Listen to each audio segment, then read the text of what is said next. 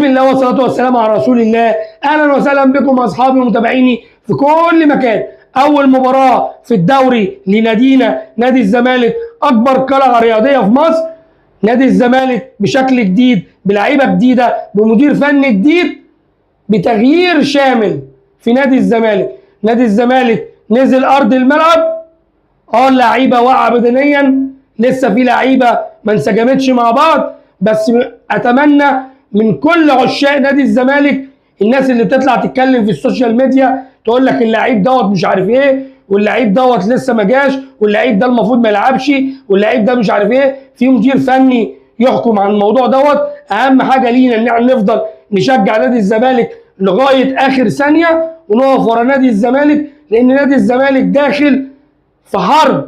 تمام، كل اللي انا اقدر اقوله انا كمحمد شيتوس مشجع نادي الزمالك، اقول ان الزمالك يبدا الدوري بنيران مشتعله في افتتاحيه الدوري المصري. الفارس الابيض يثبت ان هو حاضر وبقوه، ويفوز على سيراميكا كليوباترا في مباراه مليانه حماس واثاره. والاجمل من كده الصاروخ اللي لعبه محمد شحاته، اللي اطلقه محمد شحاته، واللي سكن شباك محمد بسام بطريقه تخليك تعيده بدل المره مليون الف مره. تتفرج عليه من هنا، تجيبه من هنا، تتفرج عليه من بعيد، تتفرج عليه وانت نايم وانت بتشرب القهوه. لعيب عالمي وكالعاده، ومش اول مره يعمل كده محمد شحاته. محمد شحاته لعيب جامد. تمام، نيجي على دونجا لعب اقوى مباراه لعبها من السنه اللي فاتت. دونجا دخل جوه المنافسه، في لعيبه اثبتت وجودها. اما عن حسام عبد المجيد، لعب واحده من اسوأ ماتشاته هو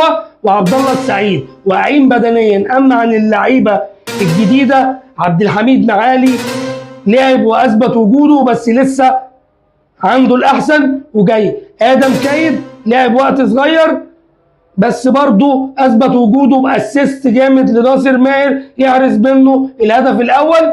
لعيب لسه عنده كتير وهيجي منه وجاي. اما عن شيكو بنزا، لعيب كويس وسريع، بس ناقصه ان هو يلعب مع اللعيبه ويلعب لعب جماعي. اما عن سيف الجزيري بقى، هيفضل بقى يجي بقى في الماتشات يقول لك خد سيف وهات سيف ومش عارف ايه والكلام ده كله. خلاص، ده سمعناه الموسم اللي فات، خلينا في الموسم الجديد. والله لو معايا سيف لكنت غزيتك بيه. الزمالك اكبر قلعه رياضيه في مصر، ونلتقي في فيديو اخر، والسلام عليكم ورحمه الله وبركاته.